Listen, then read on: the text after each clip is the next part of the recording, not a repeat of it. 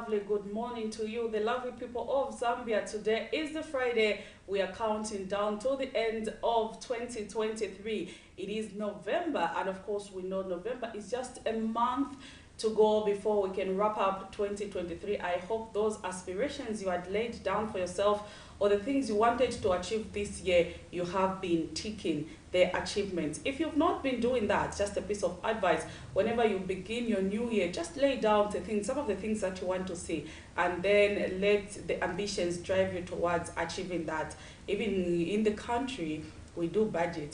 Tima and Minister of Finance goes in Parliament just to present that small budget. Oh, it's big budget. It's big for Zambia, but it might be small for countries like America. But of course, the Ministry of Finance, through the Finance Minister, does go to Parliament to present a budget for the whole year. The following year, they present the budget even 3 months before the year could come to an end. So let us also do the same. Just lay down some of those things you want to achieve in the year to come, so that as you work towards achieving them. So this morning, I am your host, Prudence Chota, and please don't mind about my natural look.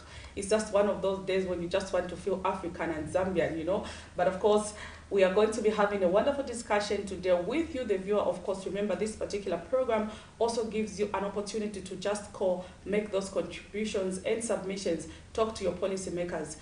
Let me assure you that when you speak, they do listen. So if you cannot directly speak to your MP in your area, if you cannot directly speak to the President of the Republic of Zambia, if you can directly not speak to a certain minister, this platform gives you an opportunity to just call them and, air out your grievances, or if it is a contribution or submission that you want to make, this is a platform meant for you. So before I preempt myself, we are going to look at the health corner just to see what the doctors have for us this morning. So let's hear the doctor's tips.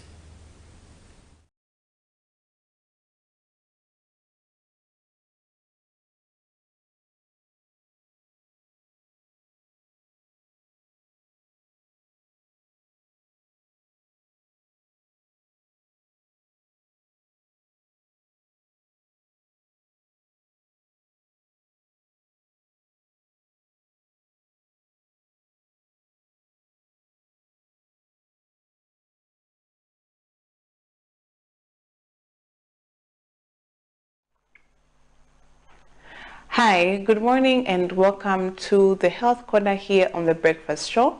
I am Dr. Nakuyana Mfaya. So this week we have been talking about a condition that is very common and easily transmissible to other people, and we've been talking about tuberculosis.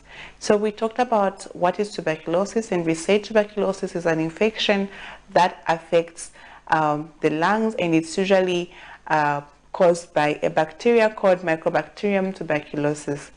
So the primary place it affects is the lungs, and there are other parts of the organs of the body, other organs of the body that can be affected as well, from the brain to the skin. So whether it's the brain, the back, or the spine, whether it's the kidneys, the liver, they can all be affected by this infection.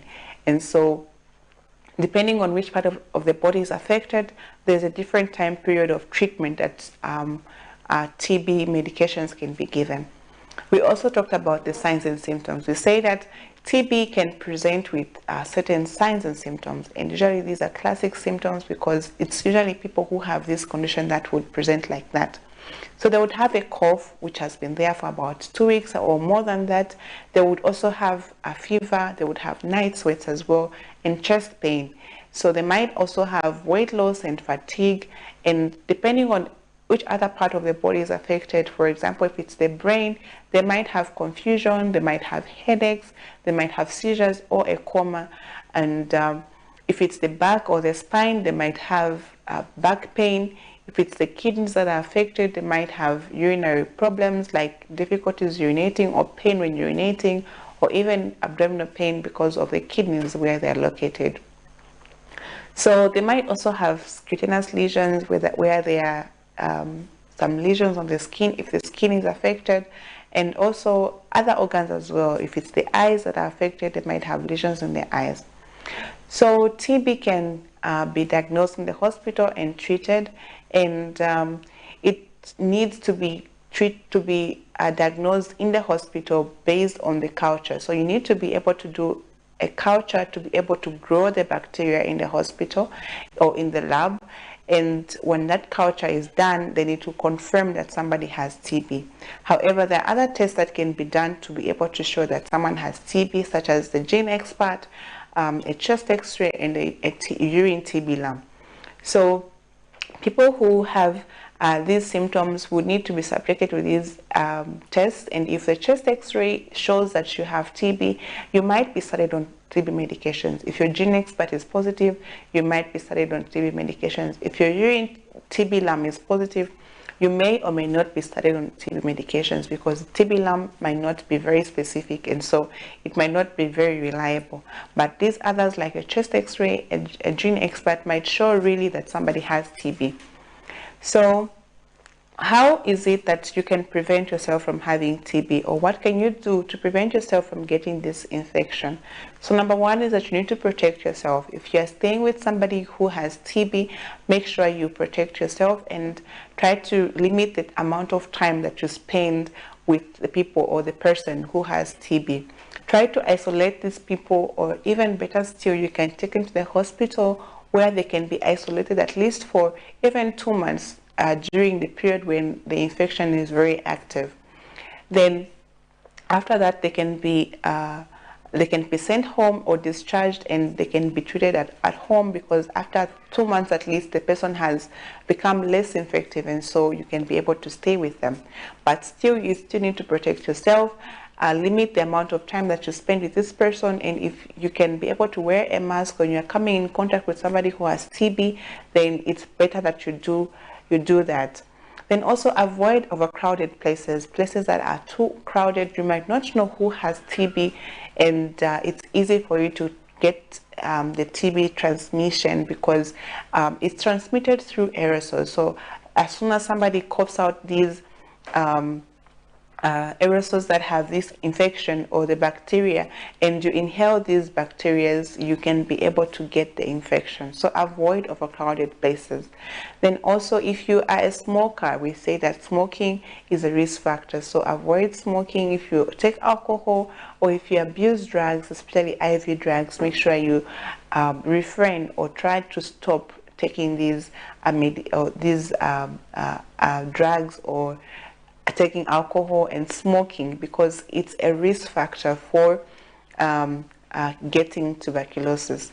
The other thing, for people who have immunosuppression, like people who have HIV, who have diabetes, try to protect yourself and try to wear a mask if you are in overcrowded places, and avoid coming in contact with people who have tuberculosis. If you are a healthcare worker, try to limit the amount of time that you spend with people who have TB. So these are some of the ways that you can be able to prevent tuberculosis. And also, if you have a child who is still young, try to take them for BCG vaccine, especially babies who have just been born.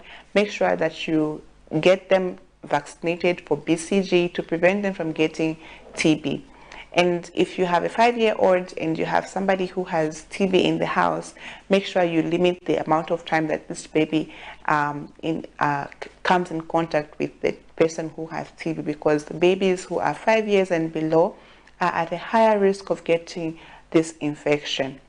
So these are ways that you can protect yourself from getting TB, and we need to be able to protect ourselves, and also we need to limit the transmission of TB, so that more people, so that not many people can have this infection, and not many people can be able to transmit it.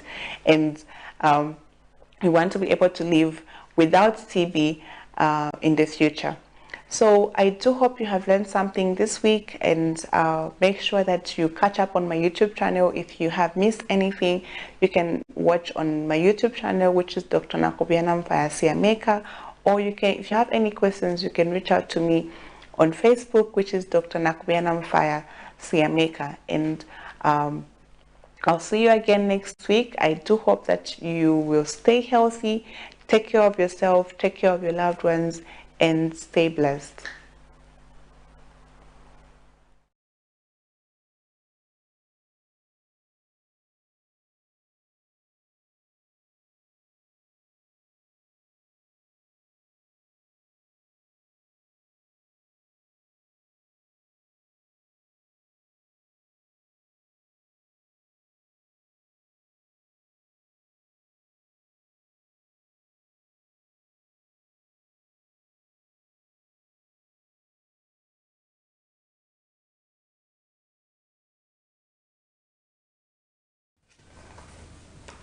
there you have it. That was Dr. Mfara just giving us an update about tuberculosis and how you can prevent yourself from contracting that particular illness. I know she's mentioned the fact that we need to avoid being found in crowded places. I think tick on the unnecessary gatherings, but that can be a hype of tuberculosis. So she's given us a lot of updates. Remember, this particular segment is just brought to you to give you tips on how you can live with certain conditions, and whatever is discussed on this program is not a diagnosis but just a tip. So should you experience any of those illnesses and one or two stuff of the things that they discuss, you hear the doctors talk about, please visit your nearest health facility so that you can be diagnosed. That way we will be preventing unnecessary deaths, deaths that occur when one could have done preventive measures. So prevention is better than cure.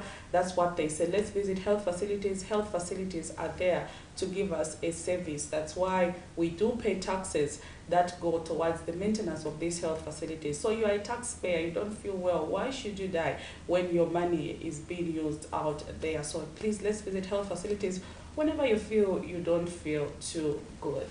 Moving away from the health corner, also we are going to look at the money market. How is it that our local currency is performing against other major convertibles? I know for the past couple of weeks, Kwacha has really been under pressure, which even now prompted the Bank of Zambia to come on the market and revise the statutory reserve ratio by 3%. It has been adjusted to about 14% from where it was. Remember, even earlier this year, the Bank of Zambia did increase the statutory reserve ratio in order to counter inflationary pressure as well as the further depreciation of the Zambian kwacha. So if you've seen what has happened over the past few months, we've seen a trend where kwacha is continuing to depreciate while the inflation rate has begun to surge high away from the projected of 6 to 8%. We now have it at 12% and above. So all these factors are a concern. So in order to cushion inflation as well as the depreciation in the Zambian kwacha,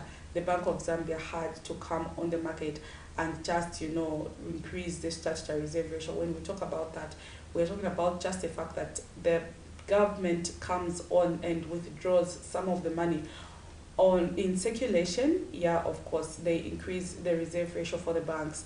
That way the banks can have some resources as well as reduce the amount of resource that we have in the markets in order to balance the economics. You know what they say, when you have too much money chasing too few goods, or when you have too few goods chasing so much money, you know that it's always that imbalance. But things have to be balanced. When there is money, there has to be goods, so that there is a balance. And that does not happen, where you have money in the economy, but you are seeing things are not happening accordingly. The Bank of Zambia does come in and intervene. So those are some of the interventions that we are seeing. So let's see how our local currency is performing this morning.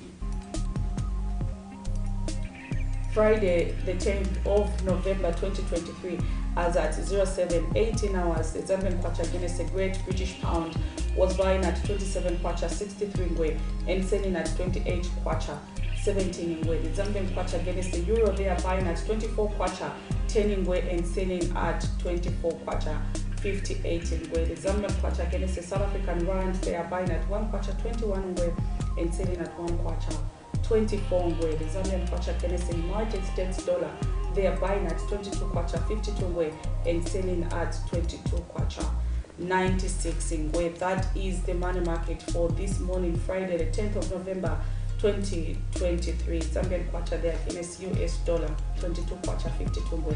Zambian kwacha against the South African rand, 1 kwacha 21 ngwe. When you see these fundamentals, you will definitely know that something is not correctly happening in our economy, and they are contributing to all these fundamentals. So when we talk about South Africa, you do know that we import a lot of things from South Africa as a country.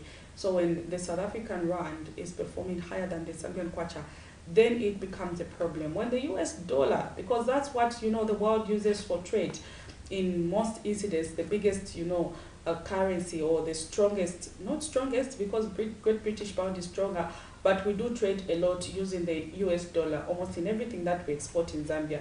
But when it is moving at that particular rate, it gives you, question marks as in why this is happening. Maybe just to hear from you, the members of the general public, the depreciation of the Zambian kwacha, what fundamentals can you think are contributing to this depreciation of the local currency? And then also for those of you with solutions, what do you think government needs to do in order to ensure that we start seeing stability in the country? I know one economist I was chatting with just a few days ago did argue to say, these interventions that government is bringing on board, like revising the statutory reserve ratio upwards and other things, these are temporal. They are just for a short period of time. You just see kwacha stabilize for a short period of time before other fundamentals start coming into play. And again, we see the kwacha shooting up. So it was saying we need long-term solutions. You need long-term solutions to these challenges. And the long-term solutions also can be the fact that as a country, we need to become productive. When we are a productive country, when we are producing, we have factories, you are exporting, that's where you will be attracting a lot of, foreign currency in your country. You will be attracting a lot of dollars in your country. Remember, when there is too few dollars, and then there is demand for dollars in the country, when there's too much demand than supply, there is that imbalance. As a result, you'll see things like inflation going up, you'll see things like the currency depreciating, and this is what is currently happening on the Zambian market. To make matters worse, copper production has been dropping drastically, regardless of government, offering incentives to the mining sector. And some of the attributing factors is the fact that, we've seen copper prices slightly go down on the international market, and then also the fact that the copper ores that are being mined in these mines, they are coming with their low grades. That's what we are being told. And then there are all these challenges that have to do with flooding. So remember, copper is Zambia's biggest forex earner. So if we are not producing enough and exporting enough, apparently there is no money. There is few dollars coming in the country. And then in this small country, everyone is looking at those few dollars. There is that demand. So now everyone is just waiting for that small money to come in so that you can get something out of it. As a result, there is too much demand while the supply on the market is not enough. But if we become a productive sector like China, look at what China is doing. They're exporting everything, including there where you're seated home. I know most of the things, including the gadgets you're watching me on, are coming from China. So China is exporting to almost all parts of the world. As a result, they have all manner of currencies flowing in their economy, that thereby stabilizing theirs. So even us as Zambia, we need to do the same, become a productive sector.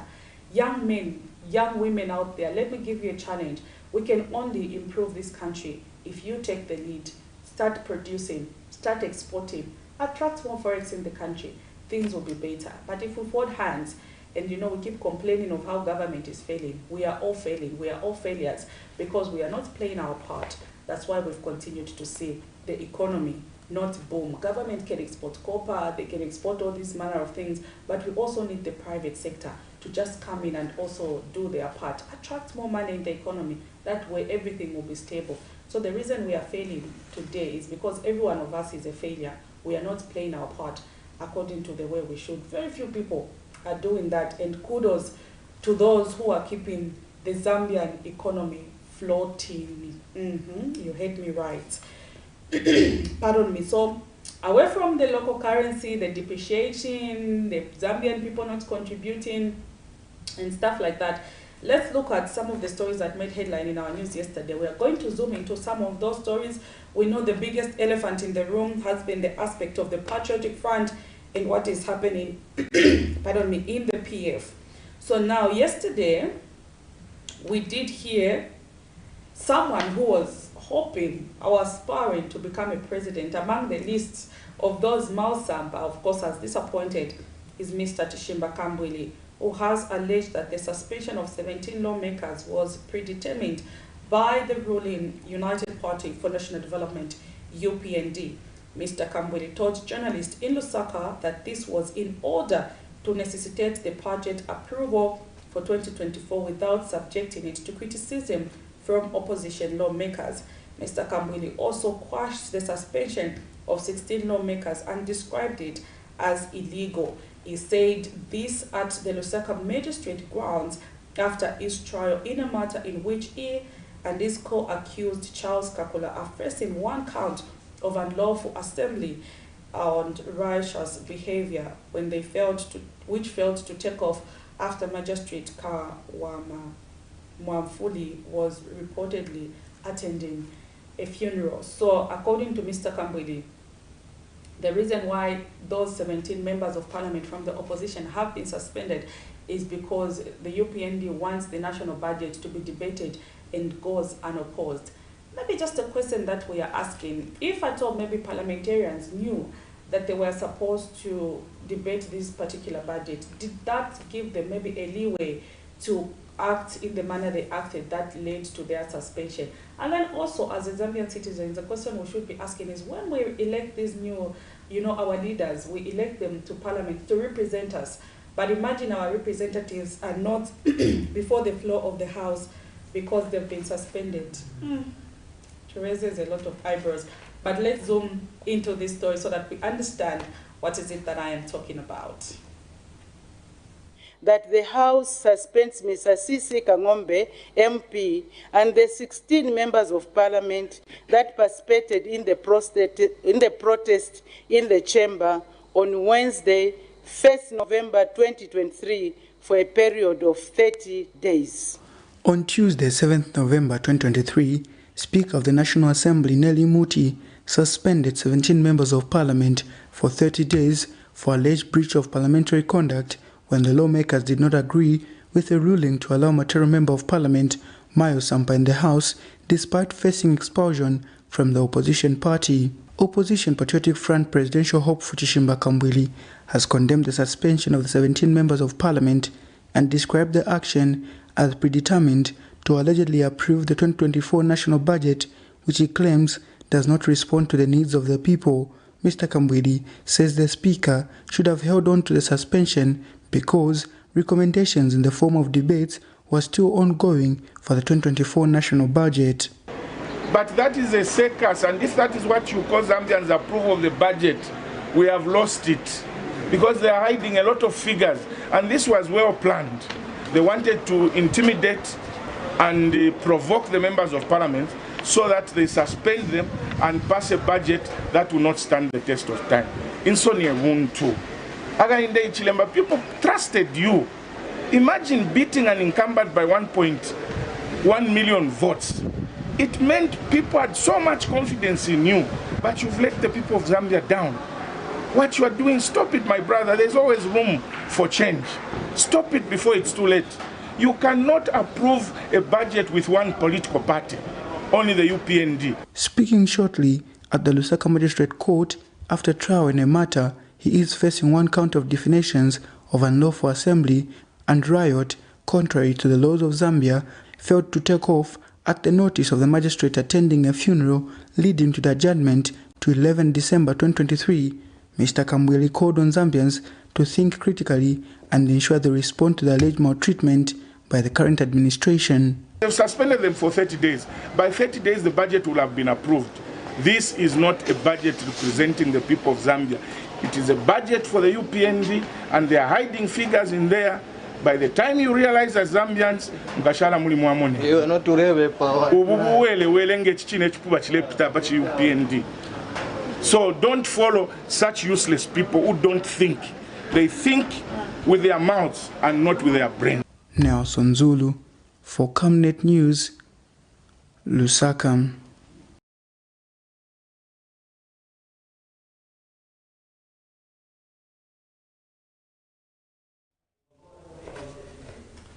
There you have it, former Information Minister under the Patriotic Front, who is also aspiring to take up the position of President of the Patriotic Front there, Mr. Chishimba Kambwili, just adding his voice to the happenings in Parliament, where he has argued that the suspension of the parliamentarians was as a result of the UPND wanting the budget to be debated unopposed. That's the reason they decided to send the MPs out of the House. You too can be part of the conversation.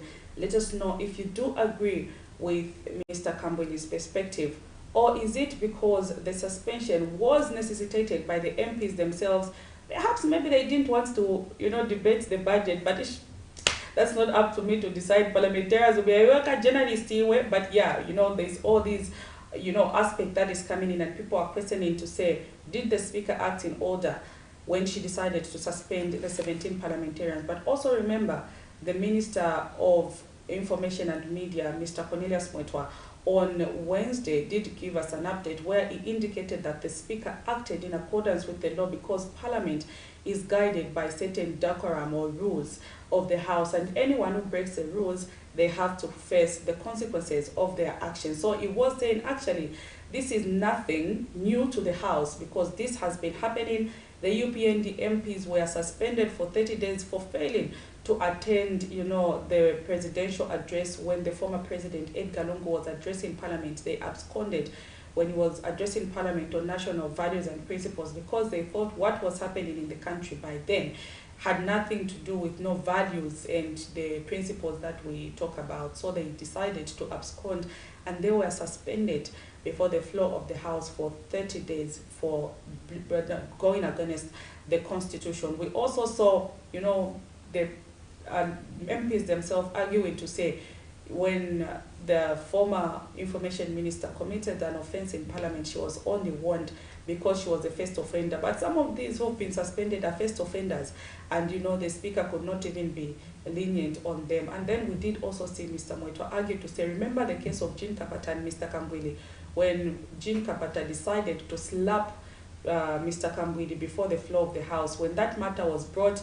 before the House for people to vote, the Patriotic Front voted in support of Mr. Jean Kapata, and she was not even suspended according to the punishment that she was supposed to be given. So, they cited several examples of where lenience has been applied to members of Parliament, and this is not the first time such a thing is happening. That was according to Mr. Mwetwa, who was saying Parliament has decorum that you have to follow. We've got rules, and anyone who breaks the rules, they have to face those consequences. So the Speaker acted in order when she suspended the 17 parliamentarians. But we did see there Dr. Kambwili also add his voice. You too can be part of the conversation. We are still discussing this particular issue because it has been making trends, and we can hear if you also agree with some of these submissions. In a tune of events, Mr. Chilufya Tayali, who's Economic and Equity Party leader, has predicted that the opposition Patriotic Front is going under following the confusion that has engulfed it. Speaking to Camnet News, Mr. Tayali says the way things have generated in the PF, there is no chance of redemption from this political mess. Do you agree with Mr. Tayali when he says there is no redemption for the Patriotic Front? What are we talking about? Let's hear what Mr. Tayali had to say to Camnet News yesterday. Political factions within political parties have been behind the weakening of political parties, as we remind you of the predicament of various political parties who include the United National Independence Party, UNIP, the Movement for Multi-Party Democracy, MMD. We're going to campaign and give a vote to President Edgar Chagwa Lungu. I want to tell you, Rafa Nakachinda, that this party is bigger than you. This party is bigger than those that are sponsoring you. The National Democratic Congress, NDC. Those appointments that were going to be made are declared null and void immediately now. Yes. I'm saying so from a firm stand that I am the registered Vice President, but now acting as President of the NDC. And the Democratic Party, who lost their vibrance upon breaking into two. Alikalaba is a masquerader. You need to that chap has never been president. Many say the former ruling party, the Patriotic Front, is in a mess because it has two faces, but it is all smiles for Mr. Sampa, who is miles away in the political game with trails of sad endings based on existing files. Economic and Equity Party leader Chilufya Tayali says what Mr. Sampa has done is tantamount to a political coup d'etat. What happened in PF is nothing but a coup d'etat on a political level, because that conference, no matter how biased you may be, that conference was not legal. However, Mao Sampa took it, and the PF themselves, they were caught, napping, because they were assuming they were in control of everything, forgetting that the state institutions were not in their hands. They were not able to control the police, they are not able to control the judiciary, they are not able to control parliament, and now we are at this position where Mao Sampa has successfully grabbed the PF. He lamented that it was however avoidable, saying getting out of the current situation will be difficult, as he predicted the downfall of the PF. What is the future for PF? I see PF is going down. This PF is going down. It's like Jericho is falling. Jericho is falling. PF is falling. I don't see PF coming out of this. I just don't see it. I don't see PF coming out of this. PF is going down. And it's high time those who are in PF, who still want to have a political future, think properly. Otherwise, PF is going down. Mr. Tayari, however, regrets that the nation is losing out as politics seem to take prominence amid critical matters of national importance that need to be attended to. At the moment, we have serious issues that we need to focus on. This is the issues of, the commodity prices, the farming, and so on. These are the issues that we need to be looking at. Unfortunately, we are wasting so much time on these politics.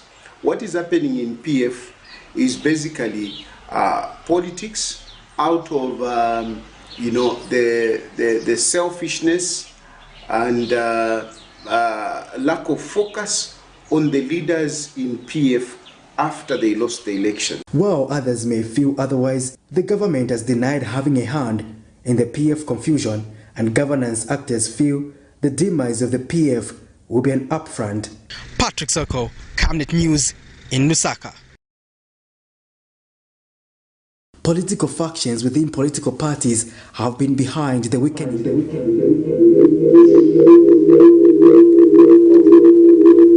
Pardon me for that mix-up in sound. Of course, that was Mr. Patrick Soko.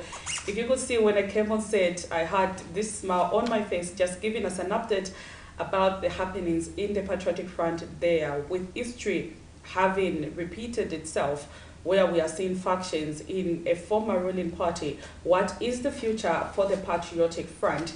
There, Mr. Tayadi says the Patriotic Front has fallen like Jericho, which is about to crumble down and cannot be rebuilt because they took it for granted that they were no longer in charge of any institution, being it the police, being it parliament, and other government wings. So sometimes, when you're in government for a long time, you have this particular notion which sinks in your mind, which Mr. Tayadi says the Patriotic Front needs to start getting out of their mind to think they still have power and authority over government institutions. So according to him, he has predicted a complete fall of the Patriotic Front. But maybe they are rebranding, because they keep saying we are rebranding and we are coming back strong. Is it true that there is hope for the Patriotic Front? You too can add your voice to this conversation. We also had Chikondi Foundation President Bishop John Mambo, who has appealed to Archbishop Mpundu to restrain from making statements which has the potential to endanger the peace of the country. Bishop Mambo says it is disheartening to hear accusations from the Archbishop alleging that that President Hakainde Hichilema wants to kill him. Speaking in an interview with Camnet News, Bishop Mambo says the sentiments are tragic as they create a scenario of distrust between the government and the church. He adds that all citizens should view President Hichilema as a leader for all and cannot go to routes of plotting assassinations against his people. Recently, Archbishop Mpundu was quoted in one of the local tabloids accusing President Hakainde Hichilema of plotting to kill him. Let's hear what Bishop Mambo had to say on this. Bishop John Mambo is disheartened with recent sentiments attributed to Archbishop Mpundu, where he alleged that President Hakainde Hichilema was plotting to kill him. The outspoken clergy was recently quoted in a local tabloid claiming his life was under threat from the head of state, but he would not die. But Bishop Mambo, who is also Chikondi Foundation president, is of the view that such sentiments have potential to endanger the peace of the nation. Very disturbing and disheartening to hear accusation from highly respected citizens, such as Bishop Mpundu, that our Republican president wants to kill him. Such is not only unfortunate, but tragic because it creates a scenario of disturb which we do not need in our country. We are a Christian nation. Speaking in an interview with Camnet News, Bishop Mambo has since appealed to the Archbishop to continuously voice out but avoid sentiments which may divide the nation. You cannot change it. He advocated for change and so on. Allow him to speak and so on, but certain things does not help us. So I'm appealing. I have a lot of respect for men of God. This is why I cannot call them men. It's mere an appeal that such should not happen. Because I can't see the president, whether it's President Lungu, whether it's President HH, or it's President Donald Trump sending arm to go and kill Biden. That's not what we call democracy. Above all, we are a Christian nation. Meanwhile, Bishop Mambo has urged the church to raise above board and guide the country amidst increased political fights being experienced in the country. For Camnet TV News, Afias Kaptula, Lusaka.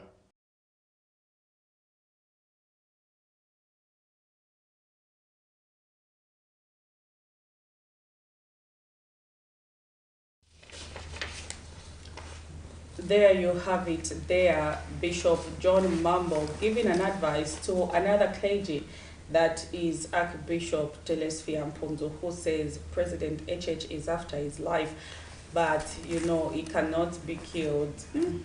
Zambia, the land of work and joy. Of course, those are at least men of God who are giving each other advice, where the Chikondi Foundation president has now advised the Archbishop to say, let's take President Hakainde Hichilema as a president for all Zambians, and it is not possible that he would plot to kill any Zambian, regardless of the differences that we are having. We always need to come to a common ground for the sake of the country, Zambia. But again, shout out to everyone watching us on different platforms.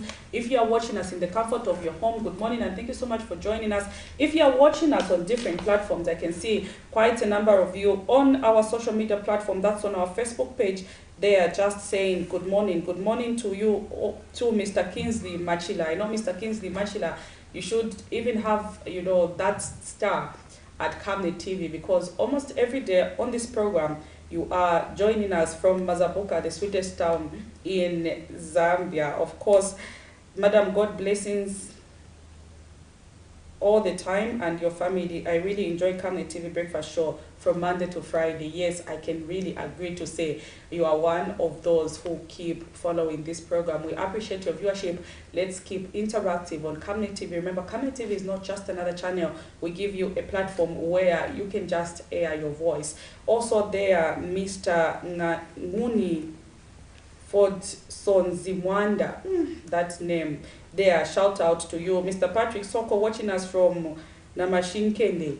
Mr. Patrick Soko, I'm sure that's a new district in town. We are yet to visit it just to see the development that is there. Madam Delia Chaya, they are saying, watching. Thank you so much for watching Camnet TV. And everyone, let's keep it interactive here at Camnet TV. Just before I can allow my guests to settle this morning so that we can dive into the conversation, let's hear what government has to say about anthrax. So remember, this particular incident is giving us a lot of goosebumps. We are now even failing to eat meat because we do not know the source of that meat. And with all these surroundings on the issue of anthrax, it is sending shivers out there to a lot of people. But government says it has heightened surveillance system to control the movement of animals and animal products amid the anthrax outbreak, which has so far affected 11 districts in 3 provinces.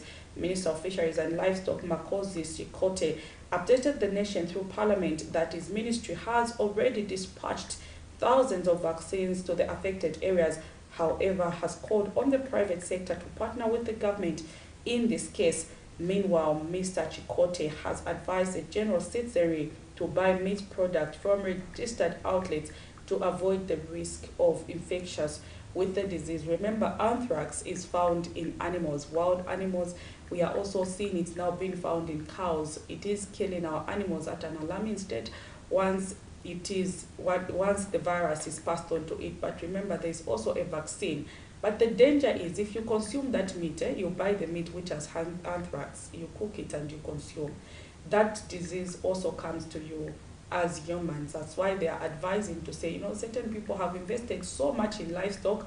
Imagine you've got thousands of cows, and then your cows are affected with anthrax, and then you're going to lose everything. So sometimes when people realize that, they would rather slaughter their animals and sell it so that they earn something out of that.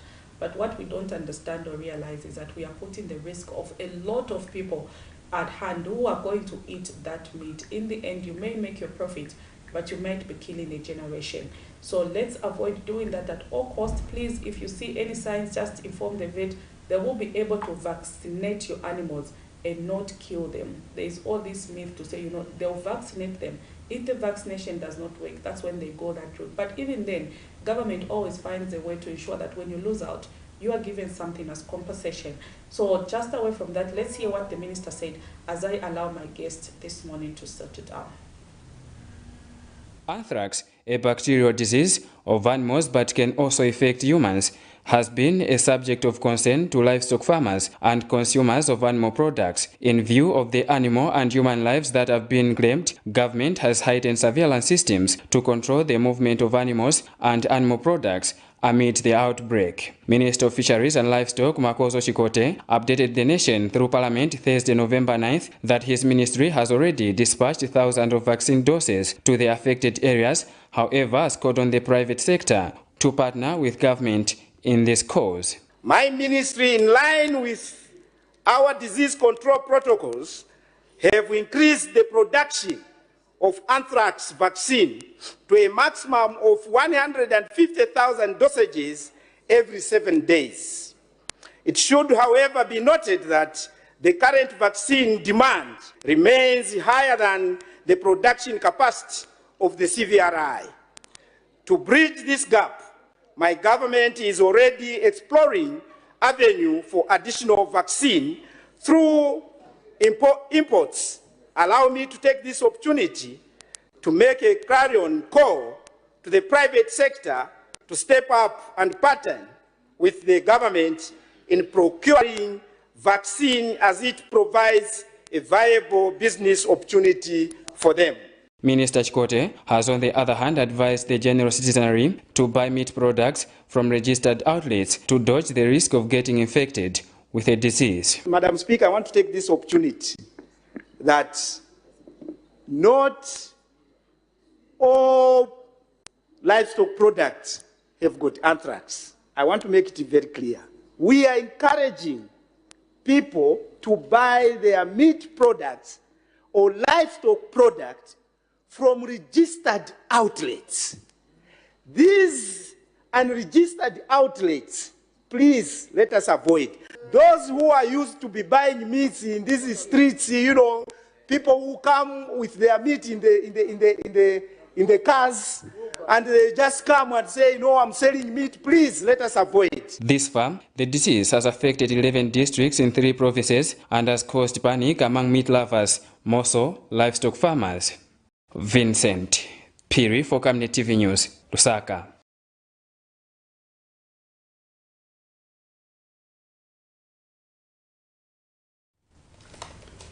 There you have it. That was the Minister of Livestock and Fisheries, Mr. Makote Chikozo, adding, his voice on this anthrax situation. I'm just comforted when he says not all animals are affected by this particular, virus that is killing most of our animals. So far, 3 provinces have been affected, but we do know that there are other provinces that do not have anthrax and their meat is safe for consumption. So let's be alert. If you see anything wrong with your cattle, ensure that you report it to the nearest agriculture office. I know these offices are almost in all the provinces and in some districts, so make sure you rush there, report. They will help your animals before the situation can worsen. But today, of course, we know what happened this week. The Ministry of Mines and Vendetta Resources Limited finally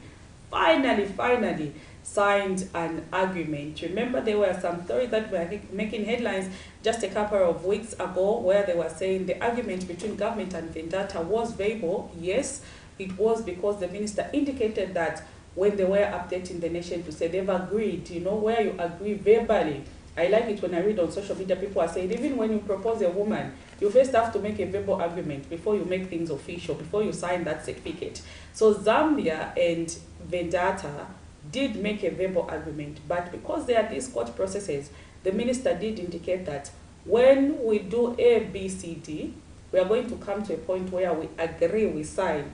And then laterwards, you go to the courts and you tell them what the argument is so that the case can be withdrawn. But what is the significance of this particular move that has been taken by the government, and how is it likely to benefit us as a country? That and many more we will be discussing on the program this morning, but I am joined by the Federation of Small-Scale Miners Association of Zambia President, Pastor Joseph Mwansa, in studio. Pastor, good morning.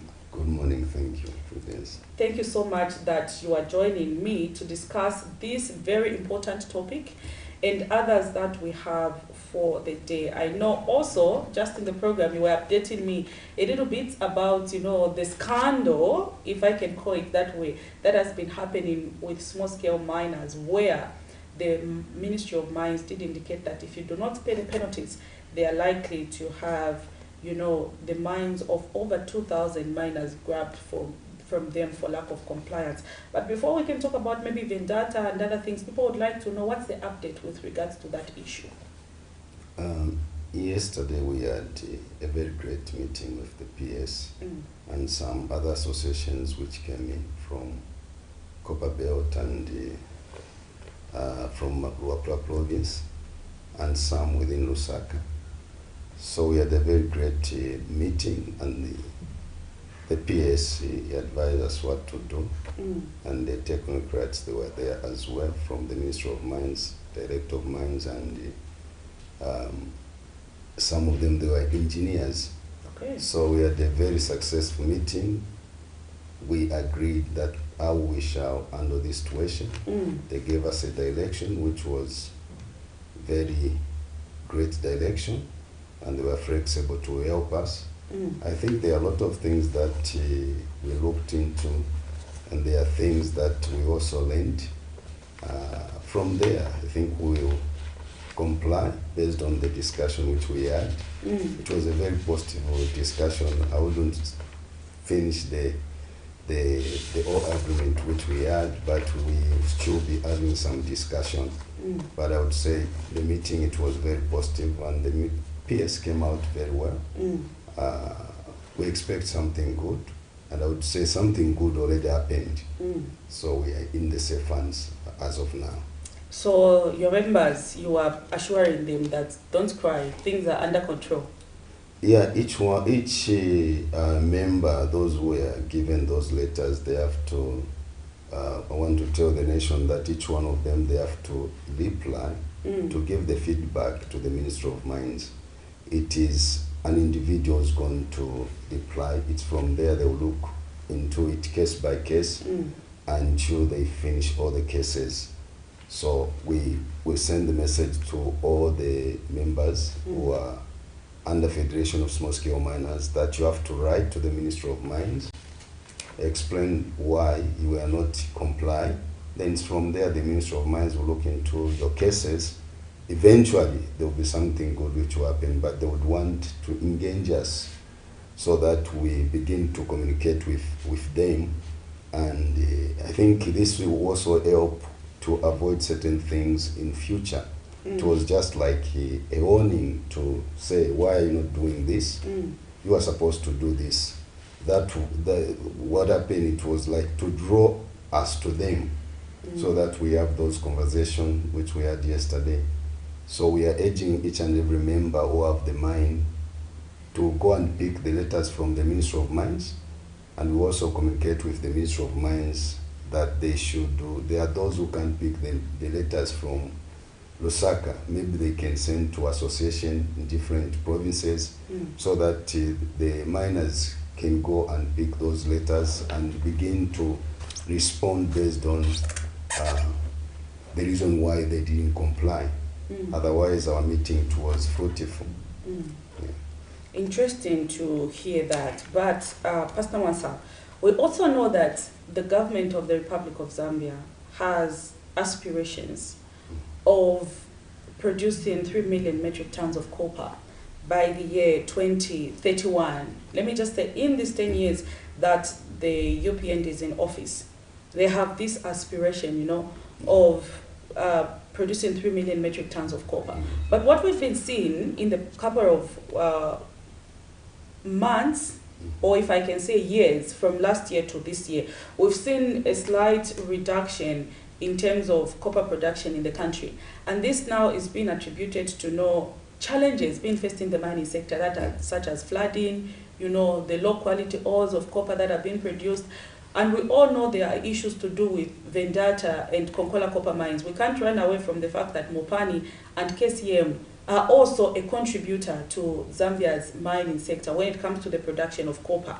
But this week, on Tuesday, we did see the Ministry of Mines, finally sign an agreement with Vendetta Resources Limited. Let's just dive a little bit into this agreement. What is the significance of this agreement that Zambia and Vendetta Resources have signed? Just in case people might be wondering to say, but what do they mean signing? You know, Pafesti Wanati Uzaisati. No, we've agreed with Vendetta.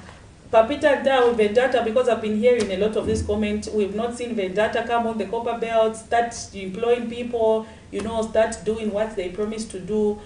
But today they are telling us, no, they need to sign an agreement. So just to talk a little bit about this, the agreement that was signed between Zambia and Vendetta Resources Limited, just break it down a little bit for a layman person to understand. Tactically, it was a perfect move, as we know that this issue of Vendetta and the government, it was in court, in international court. And when you take when the case goes to court, especially in that nature, you expect maybe the government to lose. It has happened before when Grizzly had a case with one Israelites. In Zambia won the case. Then the Israelite company under someone who is from Israel, he took the case to international court. And the Grizzly mine, they lost the case and they had to pay some money. Now, when the case is in international court, it's 50-50, but looking at the case which the Vendetta and the government had, on our side it was a bit weak. So, and maybe 70% we could have lost the case. If that happened, we could have maybe even spent a lot of money to pay the Vendetta resource, and which was going to be unfortunate.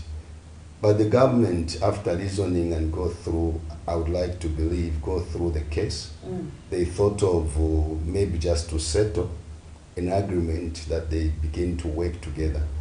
And when I look at that move, it's a great move, because we have to look at also unemployment which has increased in our nation. And this company is one of the contributors when it comes to GDP, and we can't avoid that. And as you know that in Copper Belt, most of the people there, they depend so much on big companies like KCM, Mopan. These are companies which has been contributing positively in the lives of people. So when I look at that move, I say this is a perfect move, because we will begin to see some people being employed, we will see jobs creation, and there will be some flow of money in Copper Belt again. And not only that, it will also increase the production. So it means the projection of the government, 3 million tons of copper, they will be easily managing to achieve their goals because of the coming of this big company which has just signed a MOU with the government. So I would look at it as a positive result, and we'll see also that most of the clubs in Copperbelt, some of the clubs will be sponsored by the same company positively. So there are a lot of things that will change. When you find yourself as a country in such situation, the best way to do is to look at how people are affected negatively in terms of unemployment. So it was a great move from the government. We support that move because it's a move that will create job opportunities. In Bemba, Pastor Mwansa, there is a saying that goes, Uwakanema, takareka. That's what people say, eh? But under Uwakanema, takareka. When people are used of doing the same thing, it's very difficult, you know, to control them. I've heard arguments from people such as this move taken by the government was wrong because in the first place, vendetta resources, the reason why government decided to drag that to court is because they were stealing from the Zambian people. They were supposed to be paying taxes, but they were declaring losses. What has now changed? That when they come in, they are now going to start making profit. When in the past 20 years, they were declaring losses. Then there are other people who are also arguing to say, you know, vendetta resources is bankrupt. So there is no way on earth that they are going to manage to do the things that they have promised the Zambian people. I think what matters is the MOU that they have signed. Because when you are signing a MOU with such kind of company, you have to have sober lawyers who make sure that what they put in that document, it's something that favors the Zambians. In case of any challenge, you are able to take them to court and win. In the past, I think maybe the document which they had signed with Vendetta, it was somewhat weak. Now, even if the government of today, they were the way it happened that they were taken to court, it was quite difficult to win. So it depends what is in the document, what they have put in the document. The lawyers that stood on behalf of the Zambian government, the things that they have put in the document is what will matter. Because should they try to do the same thing that they did before, then the government will take them on. And they will not just take them to court, they will take them to court knowing that what is in the document, it will defend them. So what matters as of now, it's the things that are in the document. Are we protected? Should they make a mistake again? So I'd like to believe that they might have include the lawyers who are expert in when it comes to signing certain contracts. And if at all they got the sober lawyers, then we expect that the vendetta will change. And there must be some new conditions that are there to protect our country and also to improve the labor law or to improve the condition of those who be working for them. In the past, they had very poor condition when it comes to workers. They were not caring for the workers. I think the government might have looked into that seriously. So we are talking about the new agreement, which will have something that I think we can talk about as Zambian people. Interesting there. Let's have a conversation. Wakopala there, the ones who've been mostly affected by the issue of Vendata's Resources Limited. What is your take with regards to this particular topic? Are you welcoming Vendata with open hands? I know there has been a lot of talk to say poverty levels on the Copper Belt have increased due to the decision that was taken by government to drag Vendata Resources Limited to court. They are saying, in as much as the condition of service, were not that favorable, at least to allege something, and we could see Vendata could do a lot of corporate social responsibility. But also this agreement, how is it that it will benefit not just you, the people there on the Copper Belt, but small-scale miners as well? For more on that, let's take a short breather, and we'll be back as we allow another guest to just join us on set this morning. For immediate coverage of any breaking or latest news in Zambia and around the world on Camnet television, call the numbers on your screen.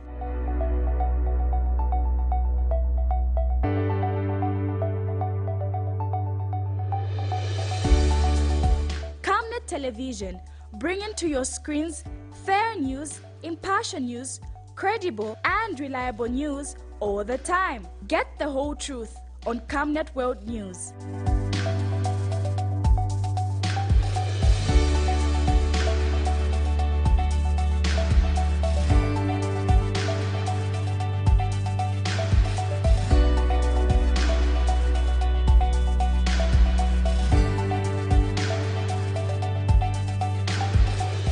Camnet Television, not just another channel.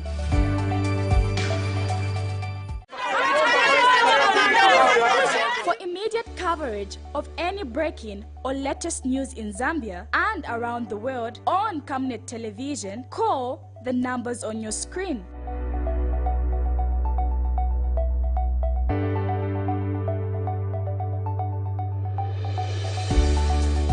Camnet television, bringing to your screens fair news, impartial news, credible and reliable news all the time. Get the whole truth on Camnet World News.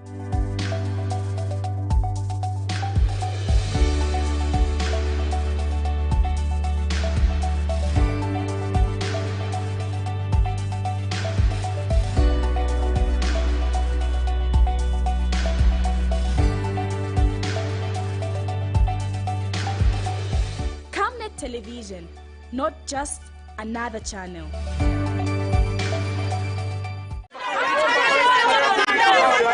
For immediate coverage of any breaking or latest news in Zambia and around the world on Camnet television, call the numbers on your screen.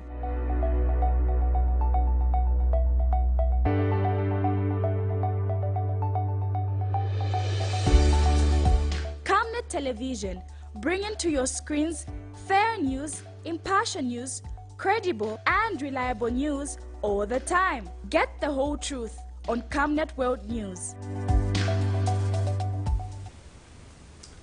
There you have it. That was a short breather that we took before we could dive into the conversation that we are already having. Remember, we are discussing the importance of the signing of the agreement that was done between the Ministry of Mines, representing the Zambian government, and Vendata Resources Limited. I am joined by Pastor Joseph Mwansa here, who is the president of the Federation of Small-Scale Miners Association.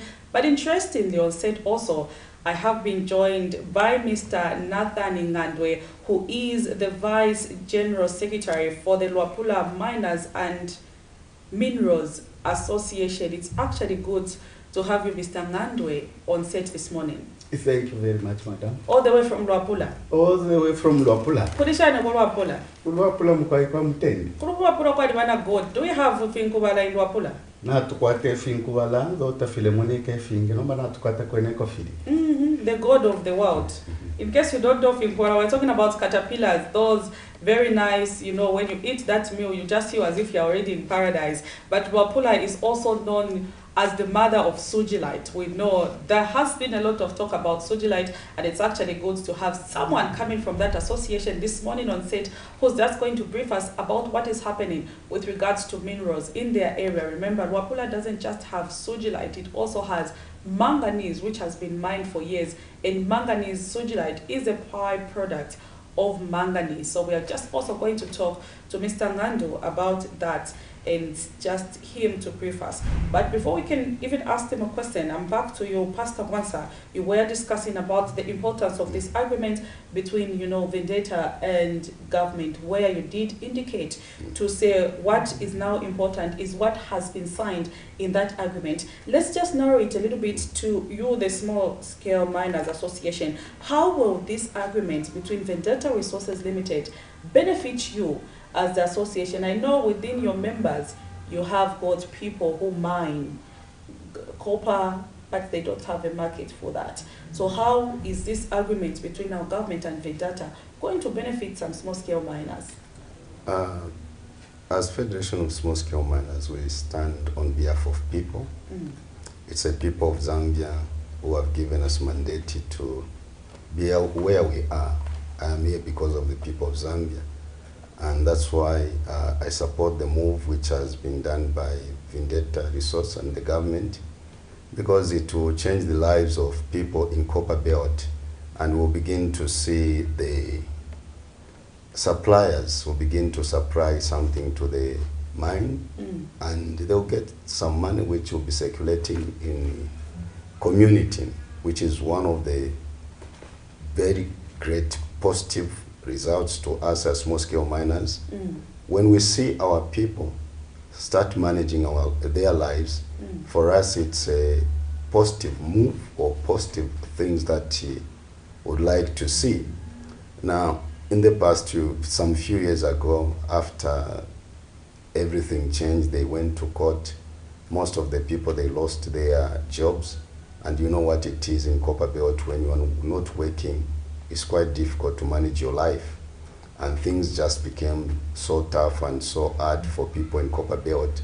Now that the government have sat down with Vendetta Resource, is something that will change the lives of people, and that's what we support. We'd like to see the people of Copper Belt begin to enjoy life again. And again, I would say it depends on the people that were signing the documents and what they have put in the documents. Do they look at the back? They look what happened in the past. If they can have a good memory, then they'll avoid to go through the same things which happen. Because when you're signing a new document, you have to first look back and see what happened, where they went wrong. Both for them, they did not have a good document when it comes to present the document to the court. That's why maybe it ended up in international court. So the people that we have entrusted to sign on our behalf, on the behalf of Zambia, I would like to believe that they did a good job this time. Should Vendetta Resource do the same things that they were doing, then we'll get our minds back without any problem. Should we go to any court, we will win, because we are careful now when it comes to sign such nature of a document. That any document that I think the government sign, they must be careful what is in that document, as the Zambian people protected, especially when you look at the condition of work, the way it was in the past. It was, they didn't offer good condition when it comes to those workers. They had very bad conditions when it comes to workers. But would like to believe that the government look into that seriously. We expect good condition. We expect the Vendetta to behave well. We expect that the government and Vendetta to be 50-50 win situation. Very interesting there. Before maybe we can talk about the minerals and stuff that is happening in Luapula Miners and Minerals Association, Mr. Ngandwe. Let me just ask, just in connection with what Pastor Mwansa here said, do you think maybe as a country it's high time we started reviewing some of the arguments that we've been making in terms of investment in the country? For sure.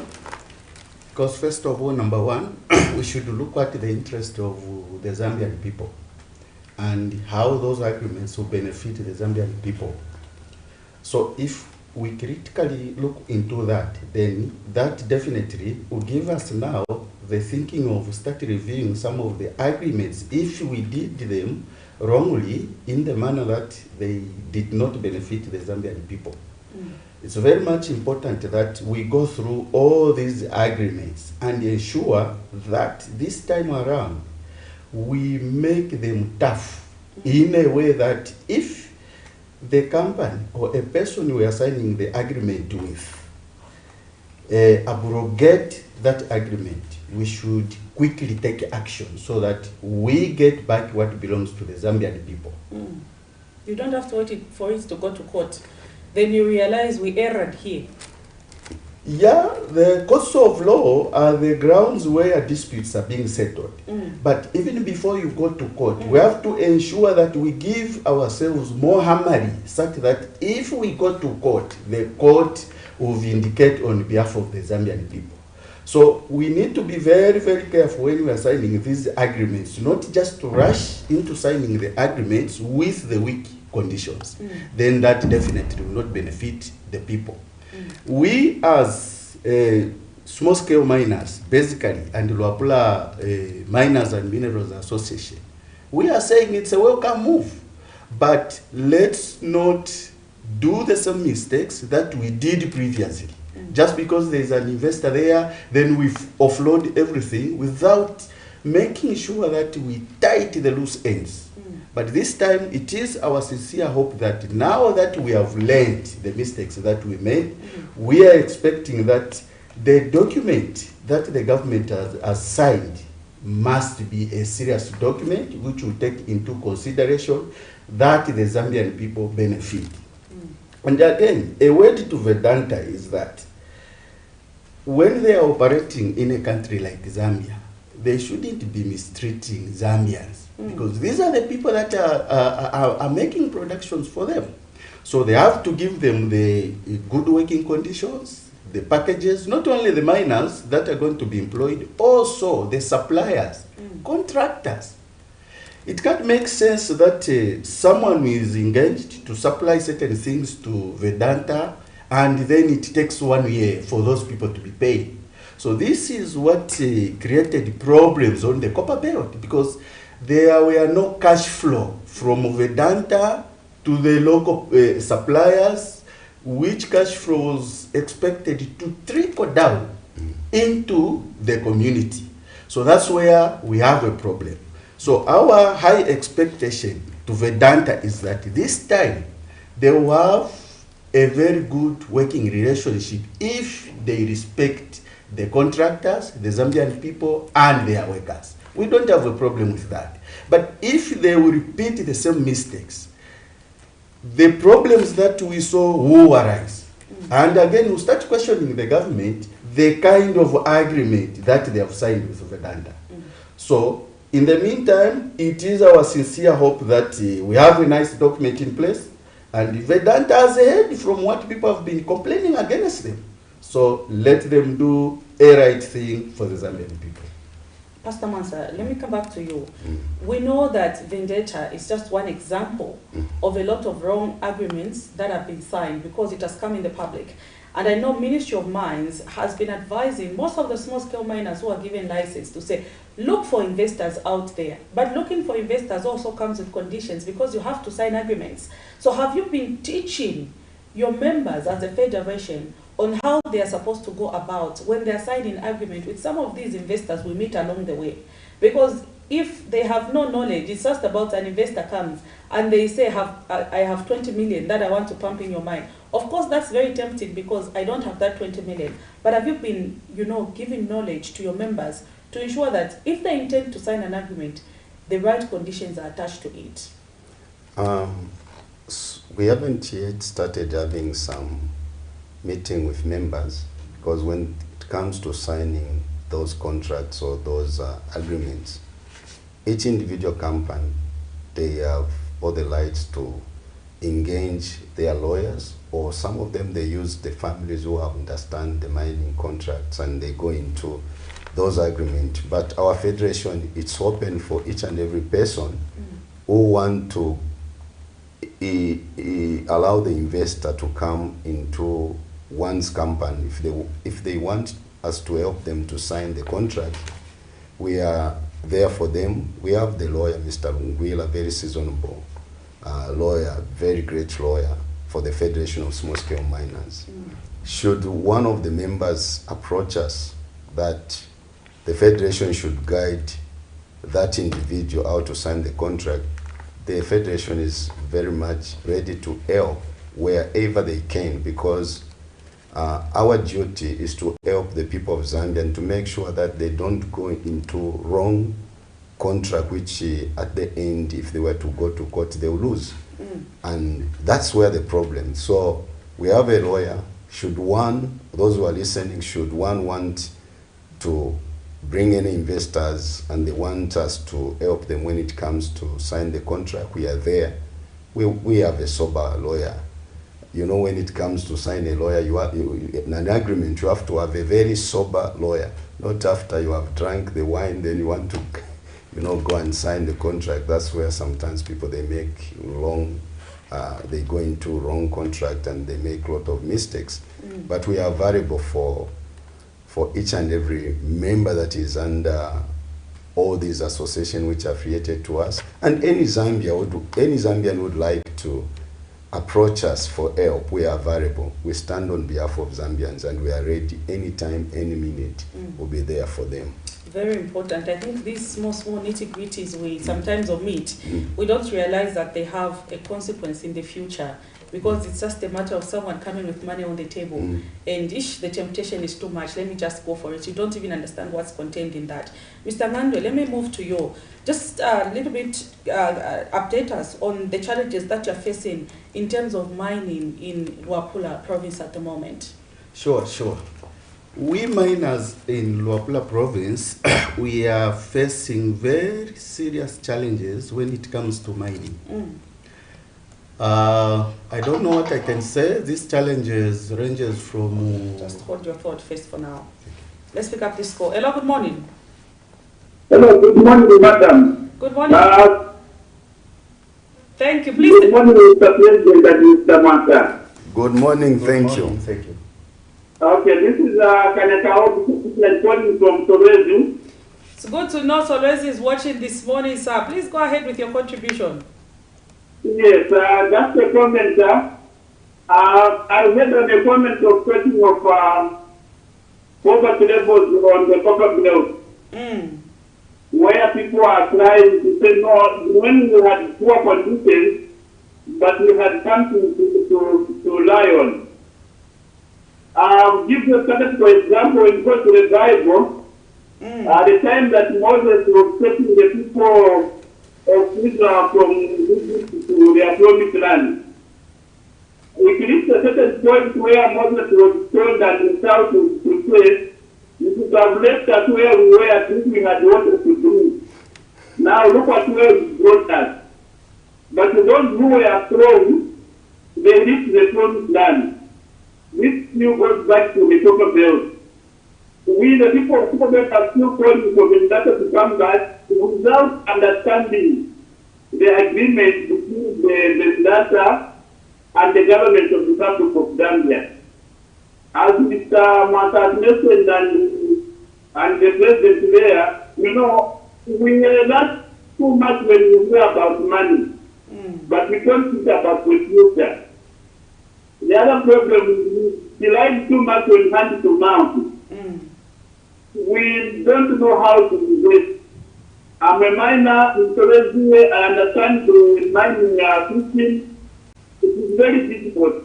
So we wanted to have one of the data guys on this TV, at least also to give us their side of the view.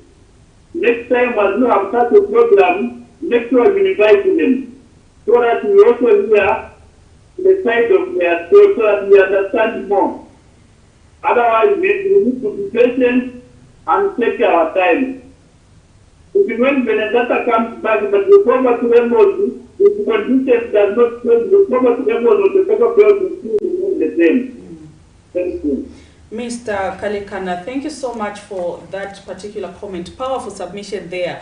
When he says, sometimes even when they come back, but if the conditions do not change, poverty levels in the country will remain the same. That is also giving us a good idea, Mr. Kalekana. I can give you an assurance that I will do everything we can to ensure that we have a representative from Big Data Resources appear on this particular program, including the Ministry of Mines. I don't know if it is from ZCCMIH who signed on behalf of government or it was directly signed by the government. So we can have, I think, one of the directors here and Big Data Resources to also come and give their side of the story, as well as defend their thesis of how they are going to go about revamping the mine and the copper belt. Very powerful submission there, and I assure you that indeed we will have Vendata on set. So just moving on to you, Mr.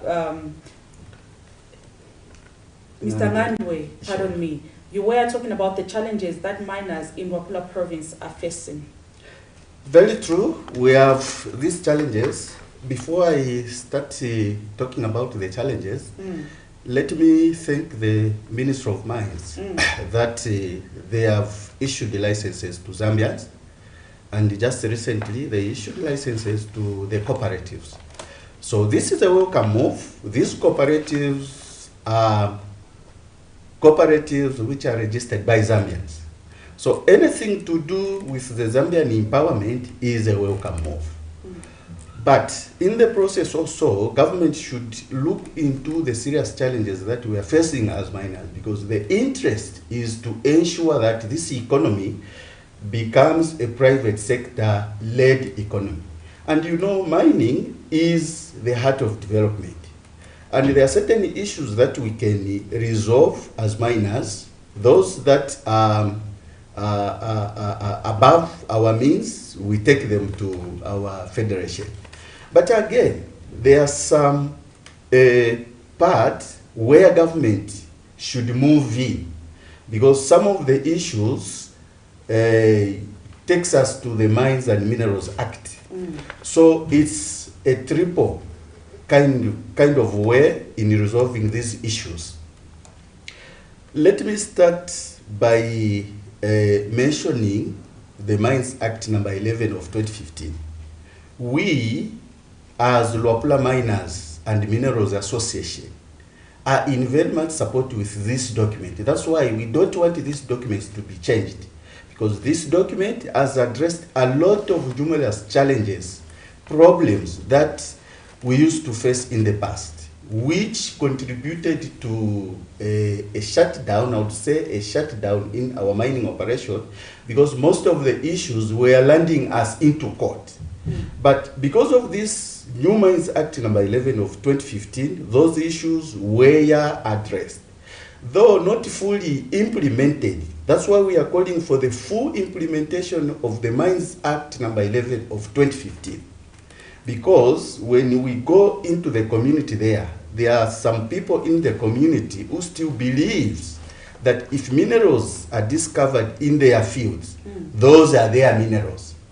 And even if you go to them, you have a license. This is my license. Let's sit down and let's look at the Mines and Minerals Act and ensure that we harmonize the situation so that in the end, it benefits you, it benefits us, it benefits the government, because minerals belong to the Zambian people. It doesn't belong to an individual. So we normally have those problems, and most of those problems really escalate to higher levels. Now, all those problems are catered for in the current Mines and Minerals Act number 11 of 2015. So this problem is what we are saying. Where we fail, why can't the government comes in to enforce this current Mines Act number 11 of 2015? Because all issues are catered for there. And secondly, the other challenges that we have, especially that most of our members there deals in manganese. Manganese, quite all right. This country is blessed with the highest grade of manganese. And most of the Zambian people, they have the licenses. But there are these issues that are making us not to grow. Number one, there are those miners that have the mining licenses. Now, if a mining license comes to an expiry, to renew, it is taking us so much time for the license to be renewed. So that is what is creating room for illegal mining.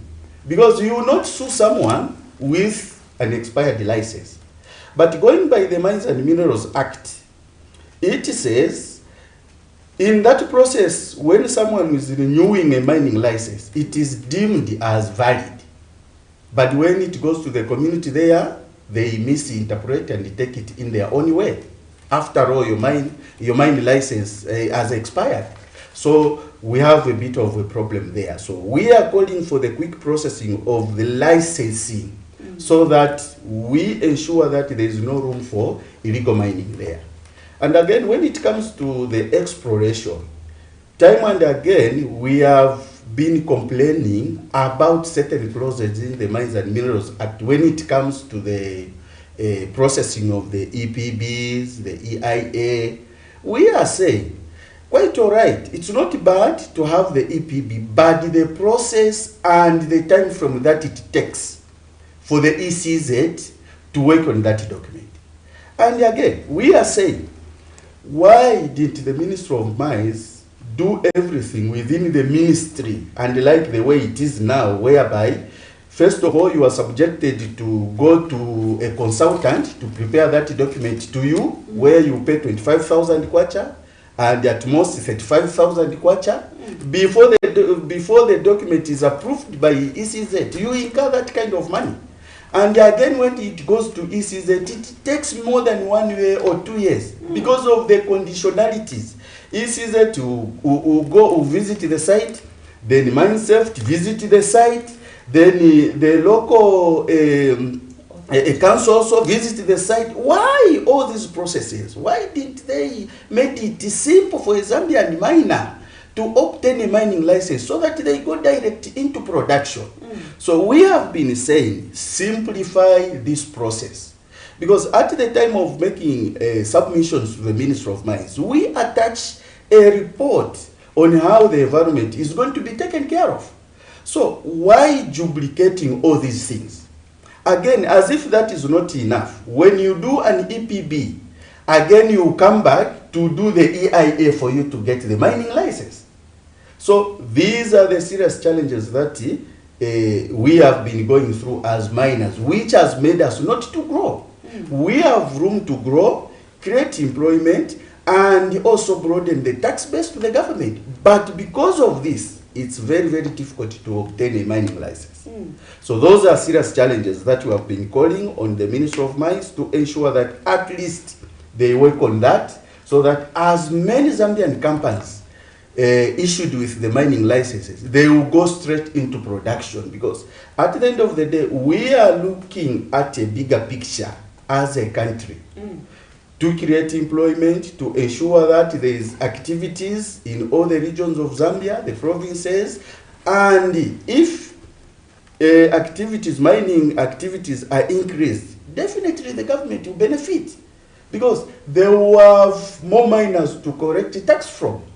But in this stage where we are locked into the exploration licenses and where it is difficult for us to move from exploration to mining, then definitely there, government also has lost. Because during the exploration, the only thing that you can pay there is just the area charges and other costs. You can't do mining because you are not allowed to do mining. So please, government, please the Minister of Mines, look into these issues seriously. Minister of Mines can just say, okay, there is this statutory instrument which we have come up with, so these issues have been addressed. You, madam, I can assure you that you see activities in all the provinces of Zambia, and that will be a positive move to us miners, the local community, and the government. Okay, I know my director is giving me an update. They are just telling me how much of this wonderful conversation we are having, but you know, time is never in our favor. Pastor Mwansa, just under 1 minute. Cooperatives in the mining sector, we know this model is coming up for the first time, because in the past we've seen other sectors promoting cooperatives. But in the mining sector, at least we are now seeing the aspect of cooperatives coming into form and perspective. How sustainable do you think cooperatives can be in the mining sector? in our industry or our sector, it's a new concept. It's something that we have welcomed because the government, they are keen to formalize the sector. And the pronouncement of the Minister of Mines, it's a pronouncement that we have been blessed as Federation of Small-Scale Miners. In the past, we see the cooperatives in the agriculture sector working very well. Of course, there are some intruders who would get into cooperatives to get the fertilizer and at the end sell. You know, such kind of characters, they are always there. But in our sector, it's something that is new, and we have welcomed the move, especially that even the President, His Excellency, is in front of supporting the cooperatives. So we believe that it will work well when you have the government and the power that be supporting one thing. About 80% you'll be assured of being supported, and you feel this concept it work very well. I would like to believe that cooperatives, it's a new concept, new idea which has come into our sector. I believe it will work very well because it has some blessings that it is bringing. One of the blessings that we'll receive through cooperatives is that it will help to reduce unemployment in the community, and also it reduce the poverty level because most of the people, they are struggling, especially in the rural areas. Now, when you bring cooperatives to begin to mine gold and other minerals, there is some assurance that people begin to get some money which will help them to support their families. Mr. Mandwe, let me come to you. Luapula, the home of Sugilite. I know government says, you know, they are coming up with all these policies to govern how Sugilite should be mined. Do you think this cooperative model that they are now encouraging in the mining sector is going to work actually for the people of Luapula, knowing that in the past we know we've wanted it all to myself, but this time we are saying, let's share the cake? Sure. Yeah, we don't have any doubt that the cooperative will fail. They will definitely do a good job, just like the president has alluded to. The other thing that we can talk on the cooperative is that let them adhere in the first place to the Mines and Minerals Act, because they will not be dealing with the fertilizer. They will not be dealing with other things. This time they are dealing with mining. Then secondly, let them not be loose just because they have been given a license from the government and then they go into signing agreements like the agreements we have been talking about, the Vedanta way, where you give all the rights to an investor, or be it a buyer or a foreign company. Let them be careful, taking into serious considerations that they have been given those rights on behalf of the Zambian people. In return, they should ensure that they have the sound mining agreements, whereby it benefits them, it benefits the whole country, it benefits the Zambian people, it benefits the government. And again, I would like to say something about the Sugilite. Sugilite is the byproduct of manganese. So we want also government to quickly come out and give us a legal framework on how these issues will be handled. Because you cannot separate Sugilite from manganese. Not all the manganese mines that have Sugilite, they are just certain mines which have Sugilite. But this is a byproduct to manganese. So when you are mining manganese and you bump into Sugilite accidentally, you can't abandon mining because there is Sugilite. That's why we are calling upon the government to quickly give us the roadmap on how these matters will be sorted out. And to the cooperatives again, what would say to the cooperatives is that a cooperative normally gets the artisanal license, which goes to 7 hectares. So they should ensure that the mining activities are restricted within that 7 hectares. We are not encouraging what some other cooperatives are doing by inviting more cooperatives to go into that certain license and start doing the mining activities. That definitely will create confusions. Let each cooperative be where it is to avoid these confusions and the anarchy and other things that can come along with that. But with the investors of their choice and the partners that they would love to go into mining partnership with, they can invite them. And also not forgetting that we have the regional associations.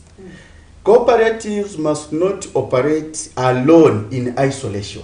They must affiliate to the regional association wherever these cooperatives are in the borders of this country, Zambia. And this regional association affiliates to the FESMAS. That's how it is working there. So we don't have any doubt that the cooperatives will fail. Cooperatives will do very well, provided there is coordination amongst us, our miners, and also we take into serious consideration of the Mines Act number 11 of 2015 and the conditions attached to the license, because when you are issued with the license, there are conditions there. Then all these things taken into considerations, definitely we are going to do something and the cooperative will definitely perform well. If I am a resident of Luapula, with the aspect of cooperatives coming in, I'm sure by now you should be rushing, trying to look for which cooperative you should join. People are benefiting from these cooperatives. At least the cooperative model now gives an opportunity for a lot of people to mine, as opposed to where one individual has been given a license for 7 hectares of land. But this time they are saying, instead of just it being one person, let's give it to 10 people or 15 people who form a cooperative. Look at how much this has now changed. So if you are in Luapula, if I were you, I stay in Luapula by now, I should belong to a cooperative. You might never know. Maybe Padia, Pamene Muchita mining, that might be the, what do you say, the bedrock of Sujilites. Sure. And it might just transform your life. So this has been the Breakfast Show on Camnet TV, the Friday edition, Business for Breakfast. We were discussing the agreement that was signed between government and the Delta Resources Limited. How will it benefit the Zambian people? We've also been joined by the Luapula Miners and Minerals Association, all the way from Luapula to Lusaka, to talk about this important, topic. I would have loved to give Luapula an opportunity to speak more on this particular sector, but time is not with us. But anyway, it is not the end of the road. I'm sure even in the next segment, we can still host them where we can exhaust all this that is happening in Luapula. And I'm sure the Luapula people should be excited that finally they have seen Luapula being represented on Camnet TV. So keep it on Camnet TV. Remember, Camnet TV, not just another channel. I was your host this morning, Prudence Jota. From the entire Camnet TV team, my guest, Pastor Mwansa and Mr. Ngandwe, and the entire Camnet TV production team. It's bye for now, and God bless you.